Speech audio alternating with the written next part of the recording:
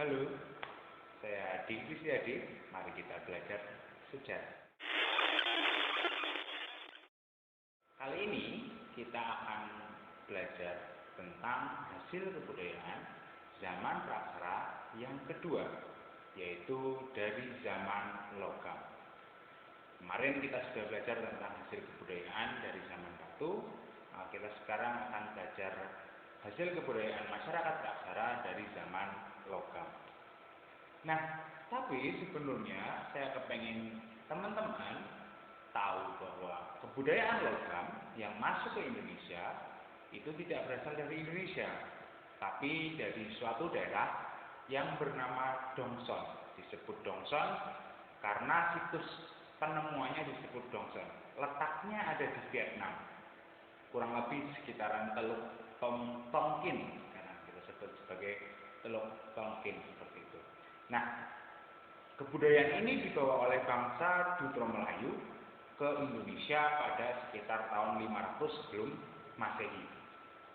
Sampai sekitar tahun 300 sampai 200 sebelum Masehi.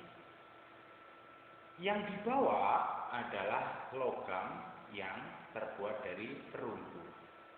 Karena zaman logam nantinya yang berkembang di Indonesia itu berbeda dengan yang di Eropa. Jika di Eropa mengenal tembaga, perunggu, besi, kalau di Indonesia hanya mengenal dua, yaitu perunggu dan besi. Seperti itu. Kemudian ada hal penting lain yang perlu diketahui terlebih dahulu tentang zaman logam ini, yaitu tentang nama lain dari zaman logam. Konon, pengrajin logam dulu disebut sebagai undagi. Oleh karena itu, zaman logam juga sering disebut sebagai zaman perundagian. Nah, para undagi ini membuat logam-logam dengan berbagai macam teknik. Tapi yang kita kenal sampai saat ini ada dua, yaitu teknik bivalve dan acireperdo. Bivalve itu adalah yang kita kenal sebagai teknik dua tampuk. Jadi cetakannya itu merupakan terdiri dari dua buah yang ditampukkan menjadi satu. Berbeda dengan bivalve, acireperdo itu kita kenal sebagai teknik cetak lilin. Kenapa kok disebut sebagai teknik cetak lilin? Karena untuk pembuatan barang-barang dari logam yang menggunakan teknik acireperdo itu mereka membuat tiruan bendanya dulu dari lilin. Kemudian bendanya ini ditutup dengan tanah liat, kemudian dikeringkan. Nah, tanah liat ini kemudian dituangi, jadi dituangi perunggu, sehingga lilin yang awalnya berbentuk benda yang diinginkan ini menjadi leleh dan tergantikan isinya oleh perunggu tadi. Kemudian terbentuklah benda sesuai dengan cetakan tersebut. Nah, setelah terbentuk, baru cetakannya ini dipecah. Secara ekonomi, secara kebutuhan, tentunya lebih murah ya, lebih praktis yang bivalve karena cetakannya bisa diulang-ulang. Sedangkan kalau acireperdo itu hanya digunakan satu kali. Namun ternyata ketika dipelajari lebih lanjut, bivalve dan acireperdo ini punya spesialisasi yang berbeda. Di mana bivalve kebanyakan untuk mencetak benda-benda macam kapak dan peralatan-peralatan sehari-hari lain. Sedangkan acireperdo itu lebih banyak untuk membuat macam-macam benda yang berongga, biasanya seperti bejana dan kawan-kawannya. Kemudian kita sudah belajar tadi tentang seluk-beluk dari zaman logam, dari mana asalnya, siapa yang membawa, tahun berapa masuknya, kemudian tekniknya. Nah, sekarang kita ke benda peninggalan dari zaman logam yang pertama, yaitu yang kita sebut dengan nekara. Nah, nekara ini menarik, karena kalau saya sebut, nekara adalah nenek moyang dari beduk masjid yang kita kenal sekarang. Fungsinya pun sama. Nekara itu adalah alat musik atau alat tabuh gitu. Jadi nekara ini fungsinya seperti beduk. Bentuknya itu kalau kita lihat seperti dandang atau seperti sekarang kita mengenal alat musik yang namanya djembe, itu mirip dengan djembe, hanya ukurannya lebih besar. Jadi nekara itu kalau kita mengenal dandang itu lebih mirip dandang gitu. Jadi berbentuk tabung, kemudian dipenuhi hiasan, ada pegangannya biasanya di pinggir-pinggirnya. Di atasnya, bagian atas ada membrannya yang terbuat dari perunggu juga, di mana nanti ini digunakannya dengan cara dipukul.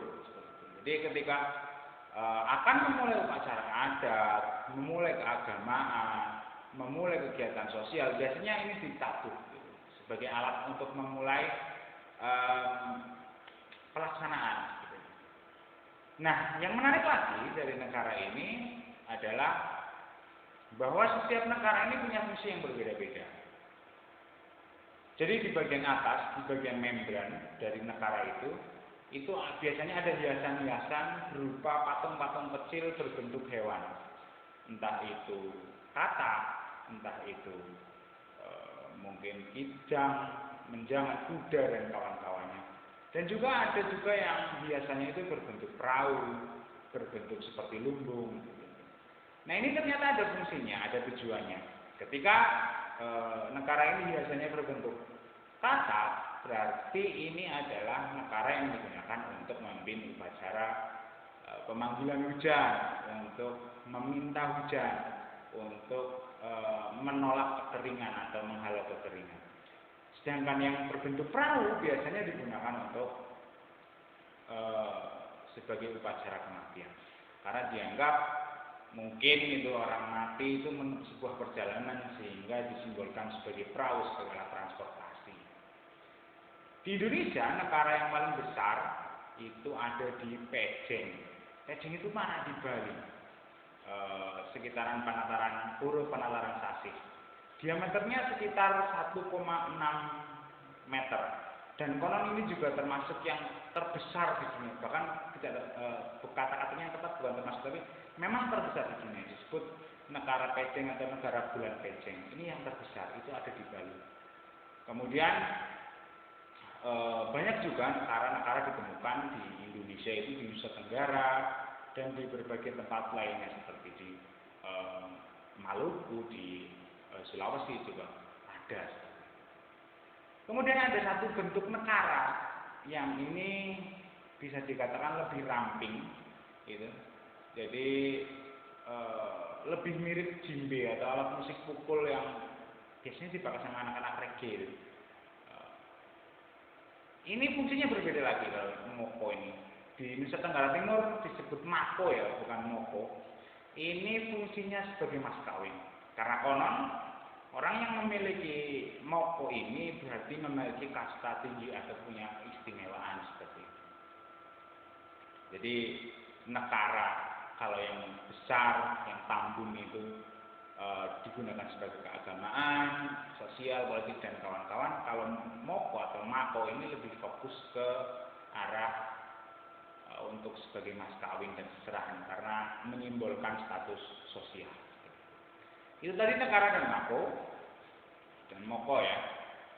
Kemudian yang kedua peninggalan dari zaman logam adalah arca perunggu. Arca perunggu ini sebenarnya kalau kita bisa katakan ya arca lah, sebuah patung tapi terbuat dari perunggu seperti itu. Ini banyak sekali masih yang berbentuk fragmen bahkan yang utuh. Kebanyakan sudah diamankan di museum-museum yang ada di seluruh Indonesia, terutama di museum nasional. Kemudian yang ketiga yang menarik lagi, nekara, moko, arca perunggu, ada alat yang namanya candrasa. Nah ini candrasa menarik ini. Candrasa itu adalah bisiknya berbentuk kapak seperti itu. Nah, namun candrasa ini walaupun berbentuk kapak, itu fungsinya bukan untuk pekerjaan sehari-hari, tapi lebih untuk pekerjaan yang berkaitan dengan keagamaan. Atau bisa dikatakan ini adalah benda sebagai pelengkap atau syarat untuk mengadakan upacara keagamaan. Kita bisa membayangkan kalau sekarang mungkin orang-orang Jawa itu biasanya dalam doanya itu ada pusaka gitu ya, mengkultuskan pusaka. Nah, Candrasa ini fungsinya hampir sama seperti ini. Jadi ketika diletakkan sesaji dan kawan-kawan ketika ada upacara keagamaan itu juga diletakkan Candrasa di situ. Bentuk Candrasa ini seperti kapak, tapi biasanya ujungnya lebih panjang. Salah satu ujungnya lebih panjang. Kalau kalian mungkin tahu jangkar kapal, hampir seperti jangkar kapal, tapi tidak simetris seperti itu. Mungkin nanti saya juga bisa menampilkan gambar Candrasa ini. Karena Candrasa ini juga banyak orang yang menyebutnya sebagai kapak corong untuk upacara keagamaan. Tapi sebenarnya basicnya berbeda, karena Candrasa itu full untuk keagamaan. Sedangkan kapak corong sendiri itu ada